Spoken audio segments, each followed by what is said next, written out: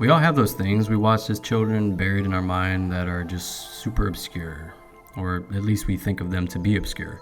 Personally, for the longest time, I felt like I was misremembering seeing this cartoon on Nickelodeon as a young child.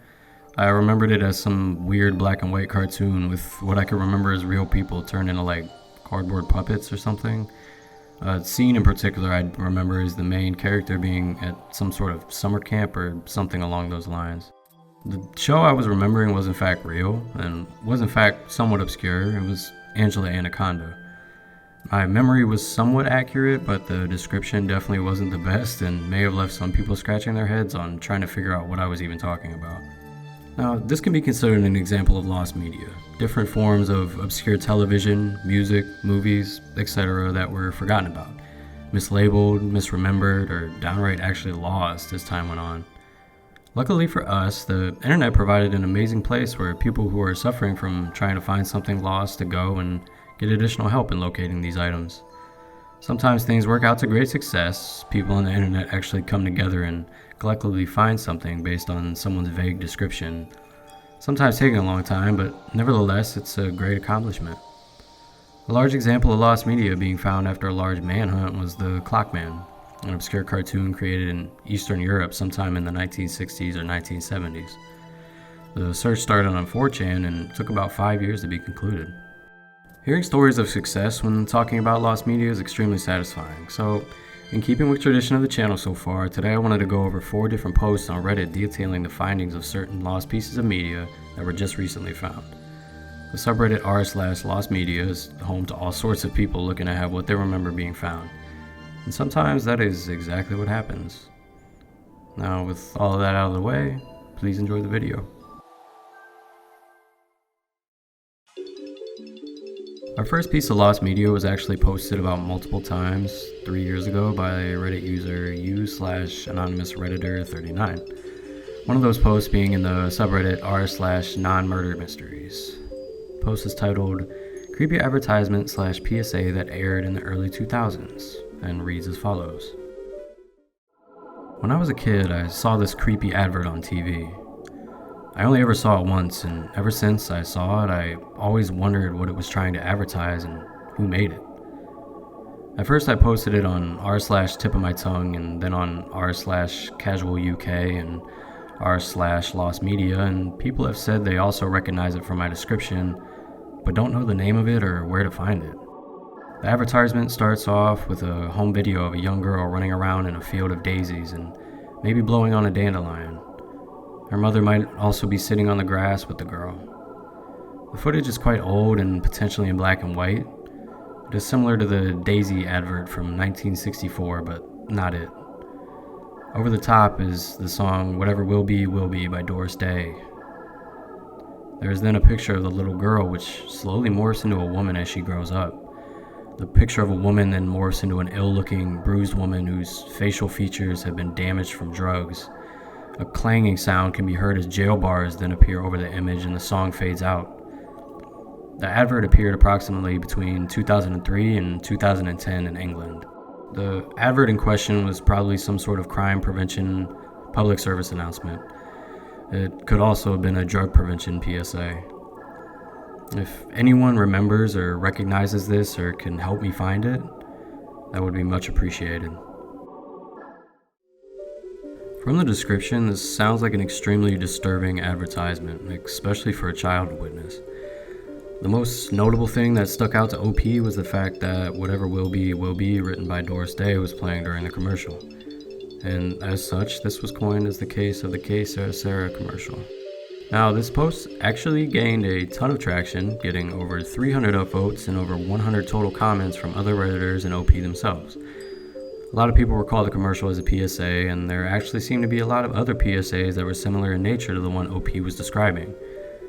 These seem to be anti-crime PSAs that were aired in the early 2000s that focused on shocking imagery to get their point across. There was a lot of good back and forths between other Redditors and OP, with a few substantial leads coming from the post, but unfortunately, there was no hit on our mysterious Sera commercial. People linked to other subreddits that were more focused on finding lost PSAs. Others linked to YouTubers or other internet personalities that had lots of experience with obscure commercials from the UK. Some even remember taglines from the commercial itself. OP even managed to find a similar lost advert that someone else recalled seeing before a movie screening back in 2007, but still, no luck with their own. OP also posted about this ad in several other subreddits, r/PIFs and PFSAs, r/lostmedia, r/Old British Telly, and r/AskUK. Now, most of these posts didn't get any other information than what was already known though. Heck, a subreddit was even created for this lost piece of media itself, r/Sera. It wasn't until a whole 2.5 years later though that a development would come about that pushed the search in the right direction. BlameItOnJorge released a video discussing lost media from Reddit, and in his video he had talked about the Sera commercial, to which plenty of people began throwing out ideas and claiming to have remembered the same or similar PSA that the one OP was looking for. But a lot of comments were saying that they recall the commercial was not a PSA, but was instead a promo for a then upcoming documentary on women's prisons. This was another thing for OP to go off of, and they continued their search from there. And about 6 months after that, the commercial was finally uncovered. The lead pulled up from the comments on BlameItOnJorge's YouTube video actually proved fruitful. The ad was in fact a piece of promotional material. Now, it wasn't for a documentary on women's prisons, but instead was a promo reel for a UK true crime show called Snapped. This goes to show how we can often misremember things we haven't seen for such a long time. Different memories can blend together, discussions can lead to thinking something is one thing when it's actually something entirely different. The way the post was described and the way it was interpreted was actually way more disturbing than the actual advertisement. There was actually a recreation of the commercial put together to aid in the search, and the recreation actually ended up being much more disturbing than the actual advertisement was. This closes the search on a years-old lost media case, and I'm glad OP can have the closure of finding what they saw when they were a young child.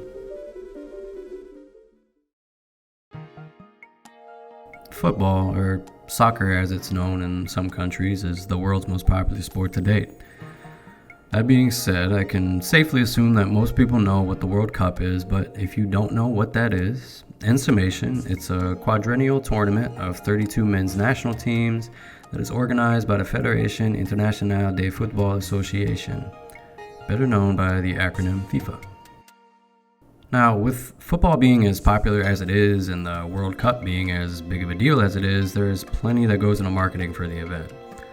You have singers that perform during some of the breaks during the games, you have plenty of material and merchandise that gets produced and sold as part of the promotional material for the event, and you of course have your advertisements that push the good news of the World Cup out there. You also have billions of fans around the world that come up with their own tributes to the World Cup. This can be in the form of photo edits, fan-made celebratory videos, or even animations. One such animation is actually the topic of our next post.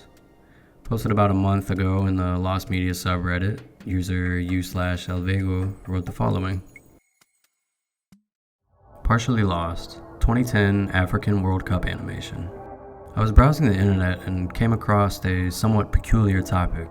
Somewhat disturbing animation of the 2010 Africa World Cup. By disturbing, I mean the appearance of the soccer ball, which many users have said is somewhat uncomfortable to see. In itself, there's nothing wrong with the animation. It is only known that it was uploaded in 2010 by the user Fun Video TV, who also has other cases of lost media, who uploads these type of bizarre animations. The only thing that could be found was the animation thumbnail and a clip of the poor quality animation. This one seems to be lost as I couldn't find it no matter how much I searched, nor does it appear on the Wayback Machine, so I guess it must be lost. In the post, OP links the thumbnail and the 7-second clip that was uploaded to YouTube. I'll play that for you guys here.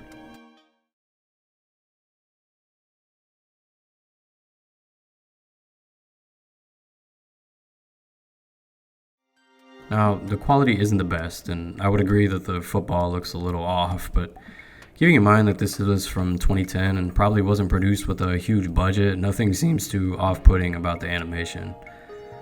A lot of the comments on OP's posts go into detail about how there was actually a recreation of the rest of the advertisement made by someone else. It's quite apparent that it is a recreation just due to the change in quality on the new clips and the difference in the models for the flag. Apparently this animation has actually been being looked for quite some time now. Due to the goofiness of the animation, the memes that came about from the short clip, and people having nostalgia from when they saw this as a child, everyone wanted to see the full thing once again. As stated previously, the animation was uploaded to a YouTube channel titled Fun Video TV, who apparently are well known for some other cases of lost media. The animation was deleted for whatever reason, and any attempts at getting the video proved not successful. That was until YouTube user CorruptionGames managed to pull the entire video from the Wayback Machine using just a few extensions for Google Chrome. Yes, that's right, he was able to find this piece of lost media that was searched for years by just extracting the raw MP4 file that just so happened to be archived on the Wayback Machine. Honestly, it's such a simple solution to uncovering this piece of lost media that it's almost anticlimactic. I mean, people from all over the world have been trying to unearth this animation for years, and for the entirety of that time, it was just sitting right in front of all of our faces. The kid who managed to find the partially lost animation actually uploaded a YouTube video detailing the methods that he went through to recover the full thing. He does speak Spanish, so if you don't happen to speak Spanish, be sure to use the auto-translate function for the captions within his video. The actual animation is really just a simple fan service for the outcome of the 2010 World Cup, featuring the weird-looking football flying around, mouthing the words to a song made in homage for the World Cup, Wavin' Flag by Kanan, a Somali-Canadian rapper. The end of the animation also has a Spanish flag dancing next to a flag of the World Cup trophy, further indicating that this was just a celebratory animation made after the Cup had concluded. The song used in the animation actually seems to have blown up so much to the point that Kanan needed to clarify in the description of the music video that it isn't the official song of the 2010 World Cup. Now, I'm not sure if this has anything to do with the animation that was recovered, but I'm sure a spike in traffic to the song was caused in some way by our piece of lost media.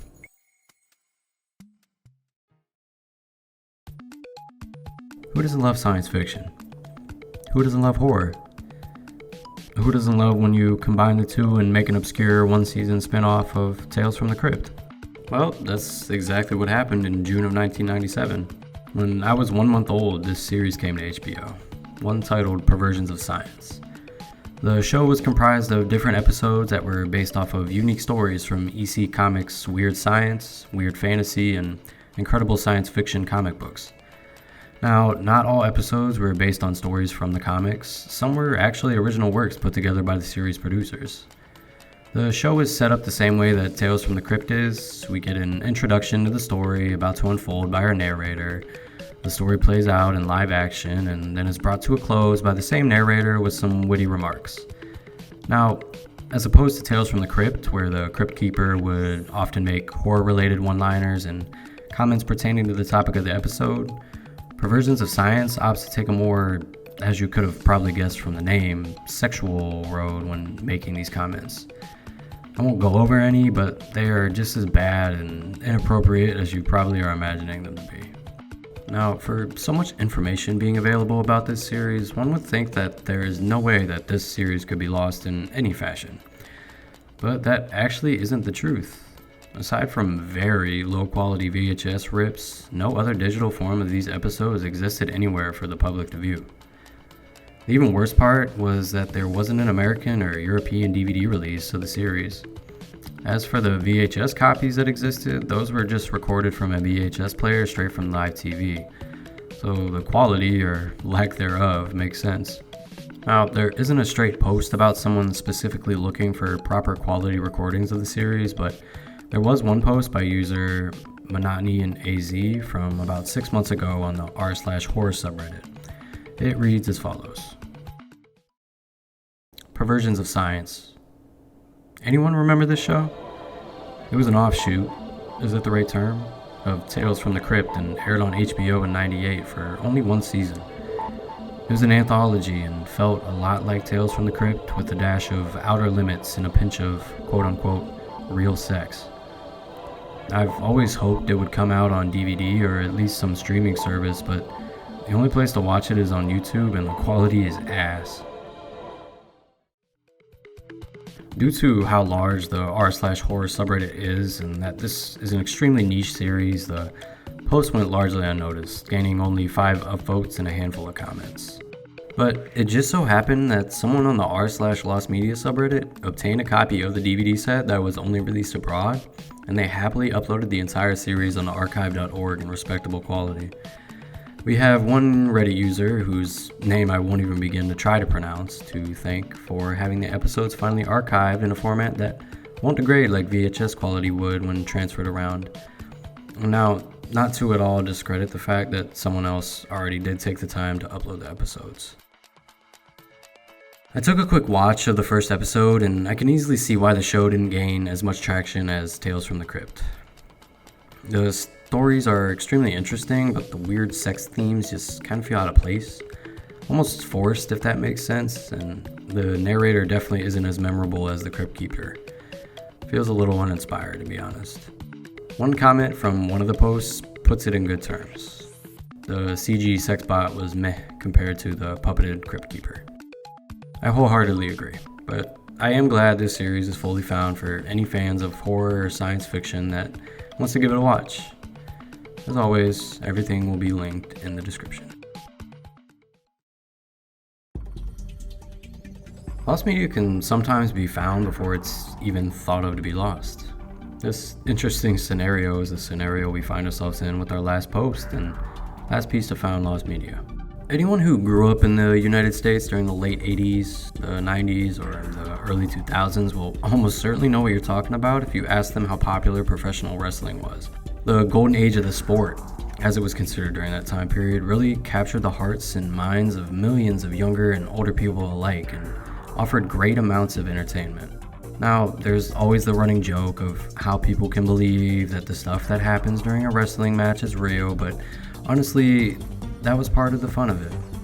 Being born in '97 myself, by the time I was old enough to start remembering and understanding things, WWF had made its transition into WWE due to the lawsuit by the World Wildlife Fund. That could honestly be a video by itself. But regarding WWE lore and timelines, it's a whole rabbit hole that could be discussed and dissected for hours upon hours. I don't claim to be a historian or expert of wrestling by any means, but I am extremely confident in saying that it just isn't the same that it used to be 20 or 30 years ago. There were many popular wrestlers that really helped get WWF or WWE into the mainstream, and there's absolutely no denying that. If it wasn't for some of the characters that were a part of the whole show, then nothing would have been as successful as it was. Some of the names that come to my mind when I used to watch wrestling are Stone Cold, The Undertaker, Hulk Hogan, Ric Flair, The Rock, Triple H, John Cena, and the one who's at the center of our lost media, Macho Man Randy Savage. Remember those never-ending ads on TV where you could call a number and order some too good to be true product? Those were all over the place before internet shopping started gaining traction. A specific thing that I remember the most was the endless amounts of at-home workout equipment or exercise VHS tapes that were constantly advertised. It might seem like I'm going off in random directions with this section, but please just bear with me. So, in the early 90s, Nordic Track, an exercise equipment company, teamed up with the then WWF to create what they creatively constructed as the WWF Macho Machine Workout Machine. Putting two and two together, yes, this essentially was a Macho Man Randy Savage branded Bowflex type of machine that utilized, quote, omnikinetic resistance and, quote, rotational motions to work your muscles faster and harder than traditional workout equipment. This sounds so ridiculous when said outside the commercial. I honestly can't do this thing justice by just talking about it, so I'm just gonna need to show you the commercial. Hey man, this ever happened to you? Hey, you're nothing but a little punk. Hey, time to control your destiny with the WWF Macho Machine. For a body like this in no time. The WWF Macho Machine from Exercience, the new idea division of Nordic Track. The fastest, easiest way to get the body you've always wanted. Its omnikinetic resistance builds muscles faster and safer than free weights or rubber band machines. Builds muscles faster, dig it? Its rotational motion works your muscles harder. For results like this. With over 30 exercises and no weights or rubber bands to wrestle, it's faster and safer to use. And at $339, it's the best value in strength training today. Now, who's the punk? Call now to order your own WWF Macho Machine, and we'll send you free this workout video hosted by the Macho Man himself. The WWF Macho Machine. It'll change your life. So pick up the phone and order yours now. Amazing. A true piece of 90s American history right there. Did you happen to notice the tape mentioned at the end of the commercial though? That is a piece of media that was thought of to be lost until it wasn't. This finally brings us around to our post on r/lostmedia, made by one user, California. It goes as follows. In 1993, Nordic Track and the WWF teamed up and co-promoted the Macho Machine workout machine featuring Randy Macho Man Savage. This workout video was included when purchasing the machine. I was unable to find any evidence of this tape outside of the tiny mention of it in the original commercial of the machine. I've searched several different combinations of the title to maybe catch some type of random post in some random message board. No luck. Pro wrestler Matt Cordana had the machine and the VHS tape. He sold the machine to a fellow collector and put the VHS tape up for sale. I ended up buying the VHS tape. Since then, I've shared in a few wrestling collector circles that I have possession of the tape, and several folks have shared the elusiveness, rumors, and even existence of the tape itself. Though this has not been documented as lost media, its discovery due to its lack of documentation is noteworthy. Since receiving it 2 days ago, I have digitized the tape and uploaded it to YouTube. I am happy to share with wrestling and lost media fans all over the world the WWF Macho Machine workout video. Included in their post is a YouTube link with the full 17-minute workout tape included. It has some amazing intro and outro narration by the legend Macho Man himself, alongside a generic tutorial of the different workouts that are possible with the WWF Macho Machine workout machine. There's also assembly instructions at the end of the tape for some reason. One would think that would be at the beginning of the tape or on a separate tape, but oh well. It's unfortunate that Macho Man doesn't actually use the machine in the video at all, but for a licensed workout machine, what else would you expect? This really is such an interesting and niche piece of lost media, one that never actually was documented as lost. Hopefully wrestling fans can rest easy knowing that this tape is now uploaded and archived digitally, and maybe someone out there can follow along and have themselves an amazing workout. Today we went over 4 different instances of recently found lost media through the power of Reddit, ranging from the somewhat disturbing to the absolutely niche and almost comical. Lost media is always something that is super interesting to look into. Everyone wants that 15 minutes of fame from finding something that is sought after and lost, and honestly, the search is just as fun. There's so many different things on the internet that you never know what is around the corner. You never know if you might stumble upon that obscure thing that someone was looking for the past 5 years. And you never know if you might be able to bring someone closure by finding some lost commercial or TV show that they viewed as a child. It's truly awesome what the modern day internet is capable of allowing people to do. Finding lost media is one of those things, and it certainly isn't the only thing. If you ever remember something that you can't quite find or fully remember yourself, don't be afraid to reach out for help. You never know if it might lead to an answer. Keep it low key and have a great night.